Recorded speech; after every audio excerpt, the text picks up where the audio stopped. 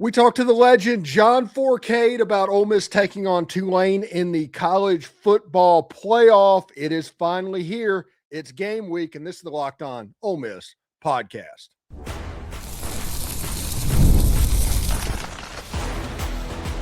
You are Locked On Ole Miss, your daily podcast on the Ole Miss Rebels. Part of the Locked On Podcast Network, your team every day.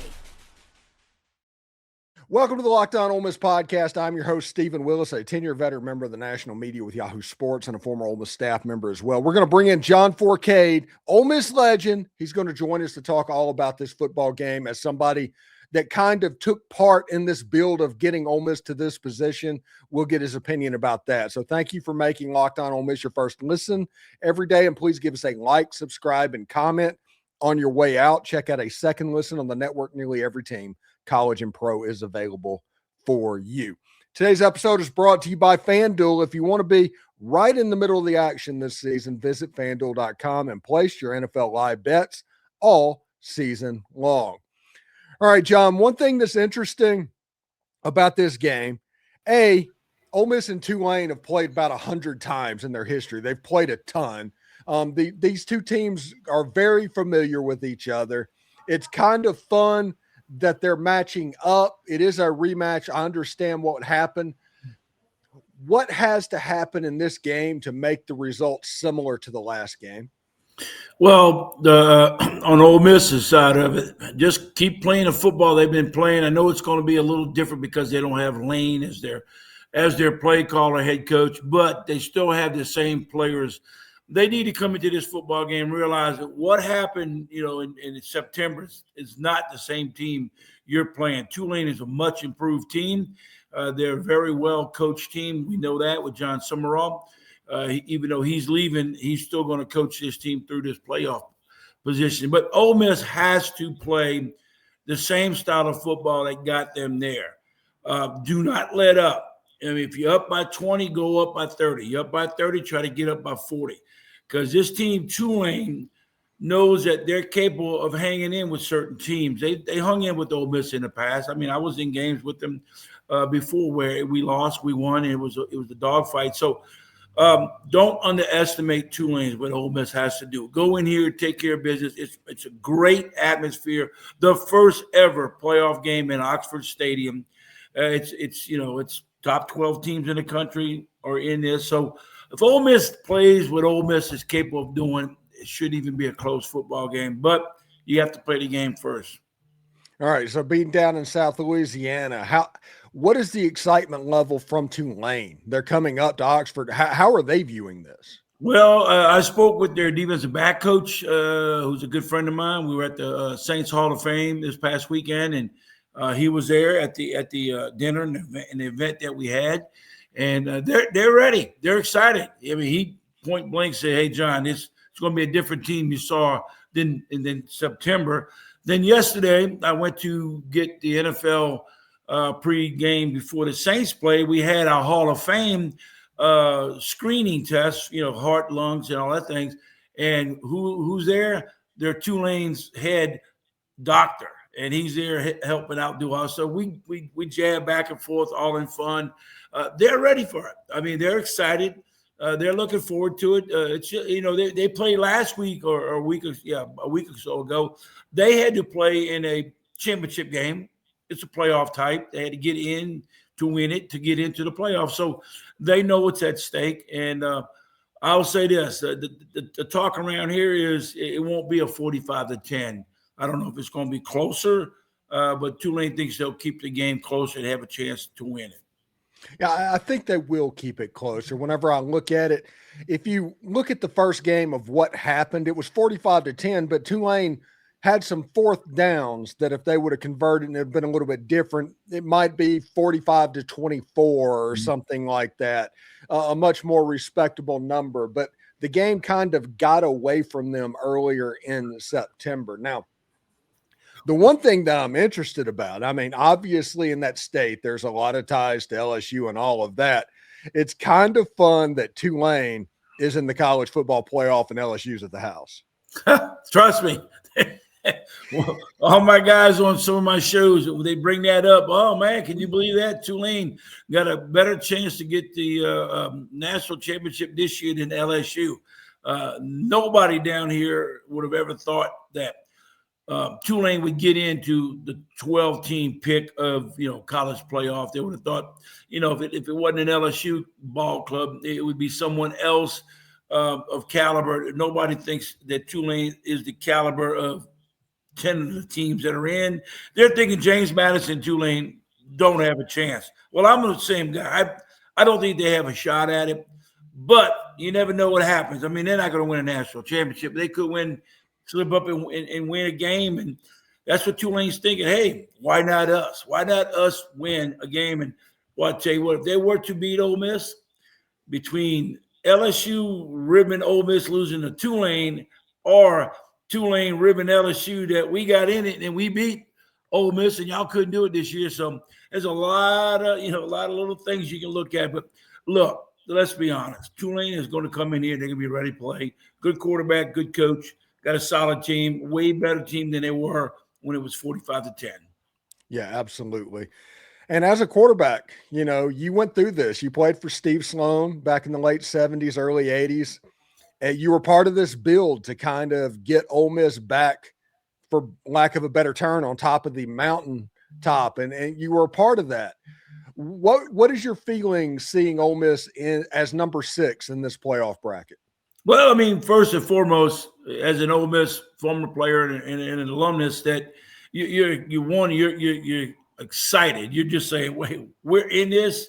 1 of 12 teams. I don't know if Ole Miss would have ever gotten into it if it had stayed at 4, but they expanded it to 12, gave them and other schools an opportunity to be in this. So I'm looking forward to this. I'll be there. I'm excited. It's a big weekend for the people of the Rebels and the Ole Miss crew. And so, I mean, what more can you say? I mean, you got to win the first one to get to the second one. And then if you get to the second game, that'll be here in New Orleans in the Sugar Bowl, of all places, where who always plays SEC team normally always plays in the Sugar Bowl, which, they'll have to go through Georgia, which we all know they played Georgia up until the fourth quarter with 5 minutes left in that game.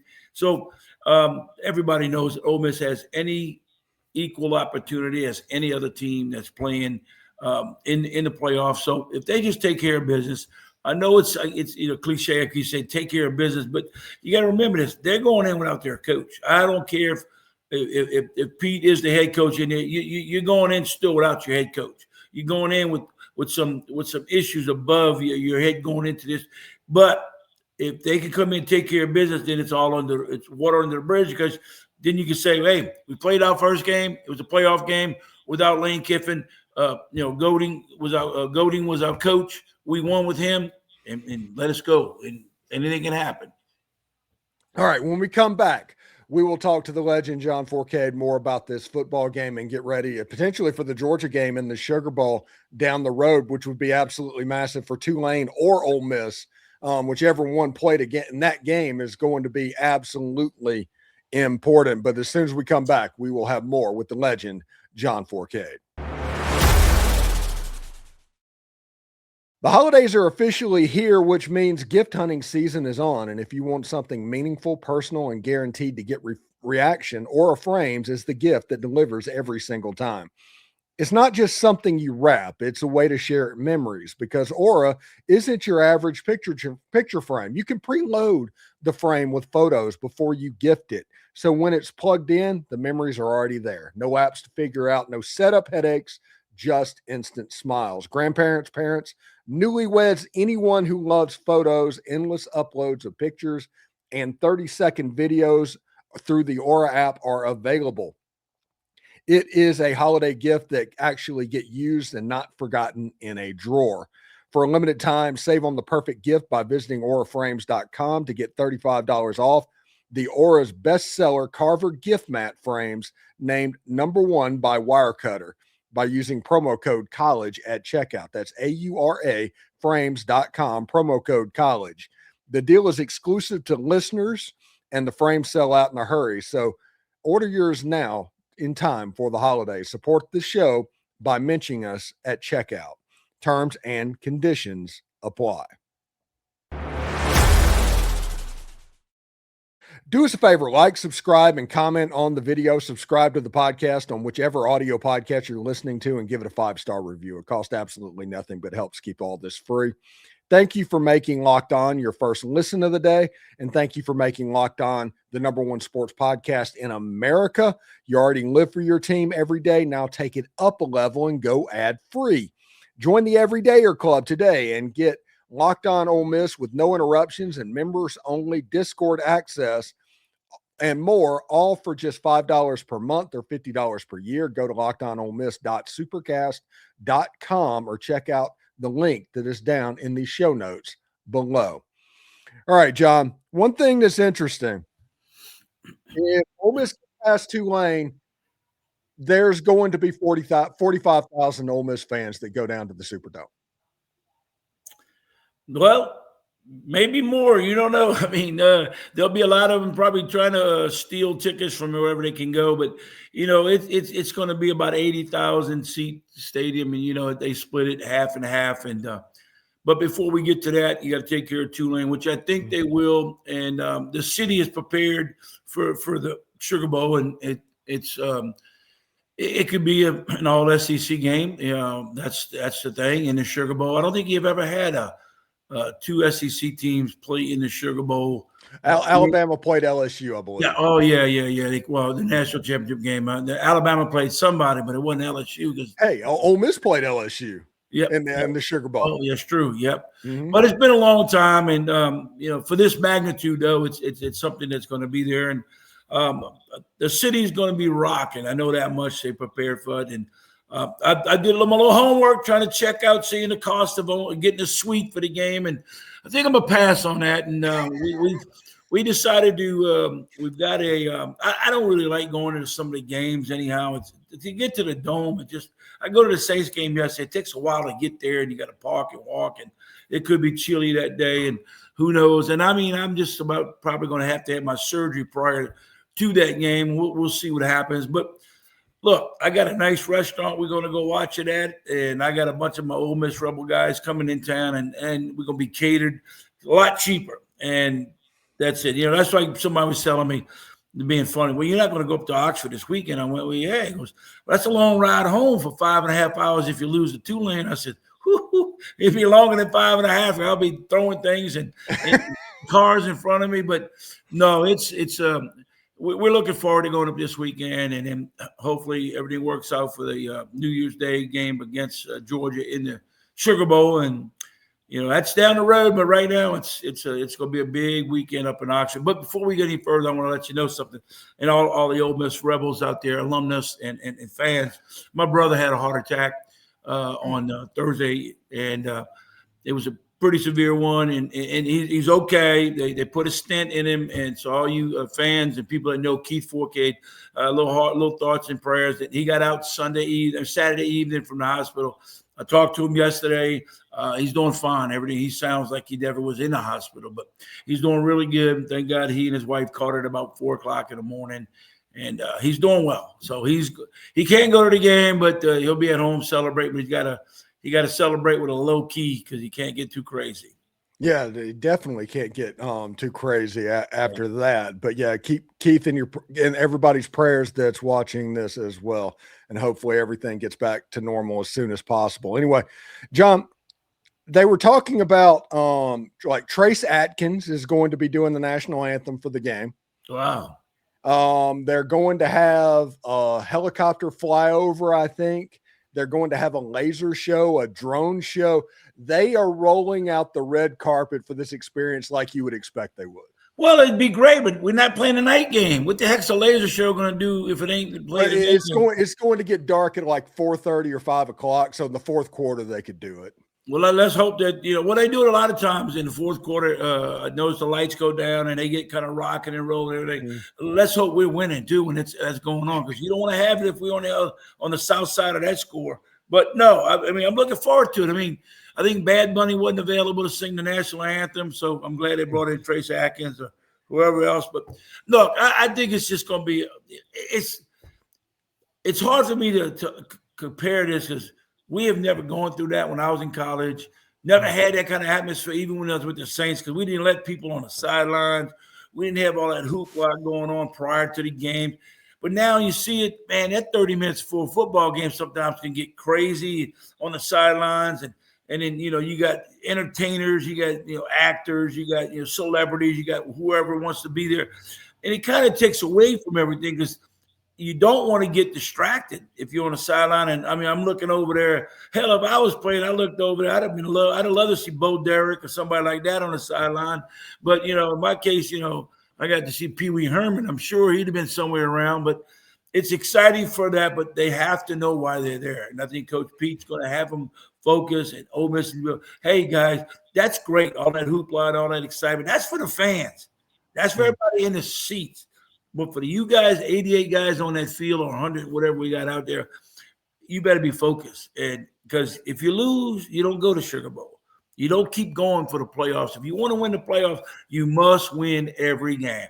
So I think they're going to be focused and forget about the hoopla, who's singing and lasers and this and that and who's dropping out of helicopters and what's going on. So just go there and play some football, and I think they'll take care of business. And the rumor is, and like I said, it's just a rumor right now, but we'll see on Wednesday when it releases or Thursday or whenever the uniform release is. They're wearing the same thing that they wore the last time they played Tulane. Gray pants, Navy jersey, Navy helmets. All right. Well, yeah, I'm for that. That's tradition. It's a good look. It's a very good look. I'm all for that. And, bring it on. You gotta wear something, just wear something that's Ole Miss. Don't get into the years recently of type uniforms. Let's get back to traditional type uniforms and what got you there from the 50s and the 60s and whatever it may be. And let's get a little bit of history involved in it. I think it's going to be great. I like the combination. Yeah, and hopefully they still have those red striped, red numbers road uniforms and for the Sugar Bowl in storage somewhere. That does not need to be a powder game. That needs to either be the Navy helmet, that jersey, and the gray pants, or the powder helmet and that jersey and the gray pants. Well, my take is this: lock up the powder jerseys. You do not need those jerseys. You either go wear the blue ones, you wear the red ones, or if you got to do the opposite, if you're the visiting team, you wear the white one with the blue numbers, or you wear the red ones with the white one with the red numbers, and that's tradition. The helmets, I'm not the powder blue. You can get away with that a little bit, but as far as jersey stuff, you keep it, Ole Miss tradition. All right. Whenever we come back, we'll get into some of the games this week and talk about some of the lines around the college football playoff, the only 4 games that matter this weekend. We're talking to the legend, John Fourcade, and stick around for that. NFL Sundays move fast. One big play and suddenly everything feels different. What makes live betting with FanDuel so exciting? You're not just watching the game, you're reacting to it in real time. With FanDuel, you can place bets on as the action unfolds, every drive, every momentum swing, every highlight moment. Betting is best whenever the game starts to shift. Either a receiver gets hot, a defense tightens up, or the momentum flips after a turnover or a 4th down stop. FanDuel lets you jump into the moment. Live spreads and money lines, they adjust instantly, and they have player props that update as soon as the guy heats up. You can bet the next touchdown scores, drive results, totals. It even keeps you locked into every single snap, every drive, every possibility. So if you want to be right in the middle of the action this season, visit FanDuel.com and place your NFL live bets all season long. FanDuel, the game moves fast, so can you. All right, so John, there's 4 games this weekend that actually matter. Those are the 4 college football playoff games. And if you look at these lines, one thing that's very interesting to me is Alabama's favored on the road to a team they lost to in Tuscaloosa by 1.5. And people need to realize that Alabama traditionally does not do well with Oklahoma. Well, I'm looking at it right now, and it looks like Oklahoma's favorite 1.5, but it could be wrong. It could be, I don't know. It could have swung. It could have swung. But still, the situation is, it's hard to beat a team twice, and as well as I do, it's hard to beat a team the second time around. This time they're going to Oklahoma. Oklahoma's got real good defense. Their offense is it sputtered a little bit against Alabama. And remember, in the Alabama game, I believe they had 4 turnovers on Alabama's side. So I'm going to lean toward Alabama. I just think they got the better quarterback. They still have a good defense. Oklahoma's got a really good defense. I think Alabama's defense can shut down Oklahoma's offense. The guy that plays for Oklahoma, who's quarterback, he's been up and down all year long. He started out like a bat out of hell, talking about a Heisman candidate. Kind of faltered at the end. Alabama wants to prove to a lot of people they deserve to be there. And like I said, it's a rematch game. I think Bama takes care of this. It's going to be a close game. I can see them winning by a field goal or even a touchdown. All right. The next day, Miami is going to go to Kyle Field in Texas A&M. Texas A&M's a 3.5-point favorite, according to FanDuel, whenever this got done. Games at 11 o'clock in the morning Central Time on ABC. It's kind of funny that ABC has the 2 close games and they left the G5 games for TNT. But Texas A&M's favored by 3.5. They'd probably be favored by about 1.5 on a neutral field. This has a chance to be the game of the round, John. I do agree. I think this is going to be a slugfest. You got 2 really good football clubs.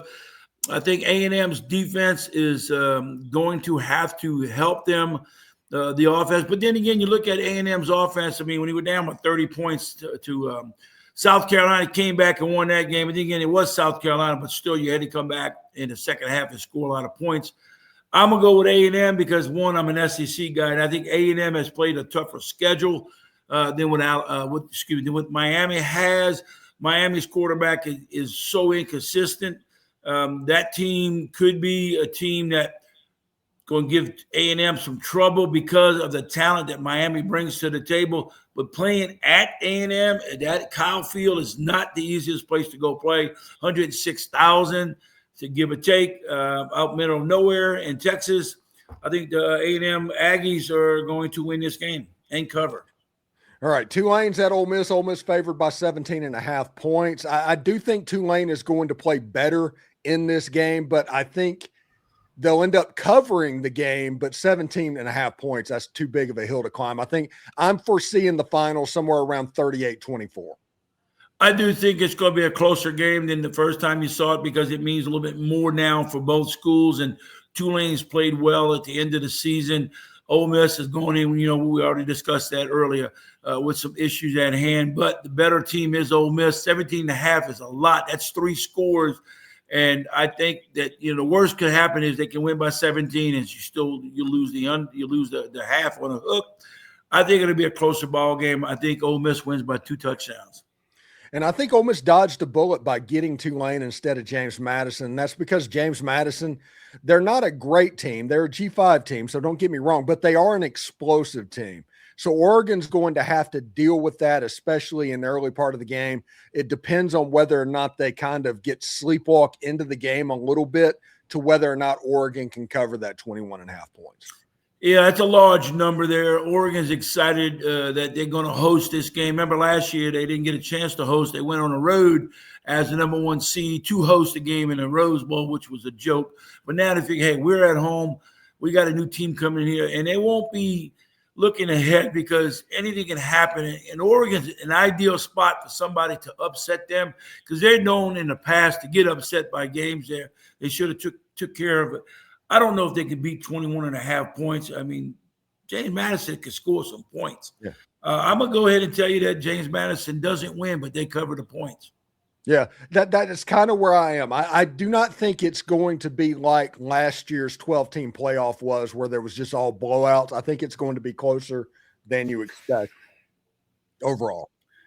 We say that now, but you look on paper and you say, man, there's no way Ole Miss can lose. I mean, not cover 17.5. They did it before. There's no way Oregon can't cover 21.5 because they pretty much blow out everybody.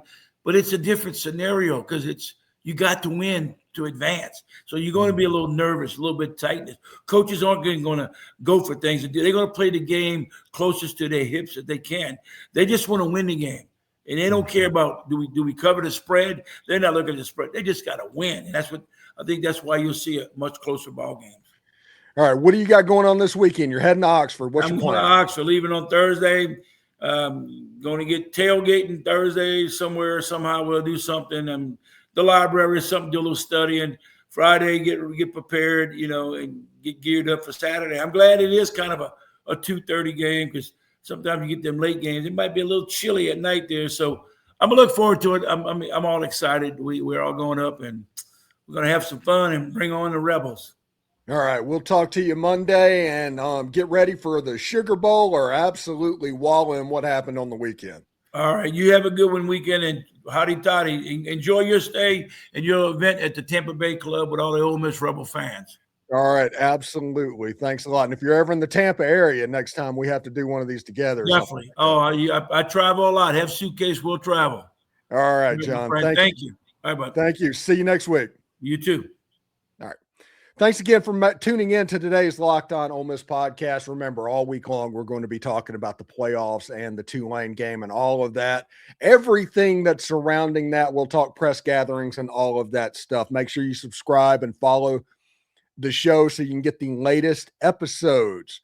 We're on all of the social channels, so we can check that out as well. And also, did Locked On make your Spotify Wrapped?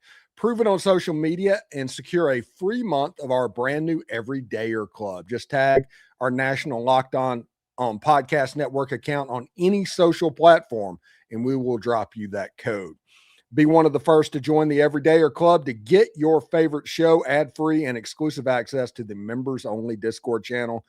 For those of you on video, we'll send you over to the first ever 24/7 national Locked On Podcast Network YouTube channel.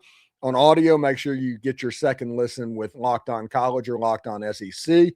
Hotty toddy, everybody. The biggest college football game in Mississippi history is just weeks away. We'll see you tomorrow.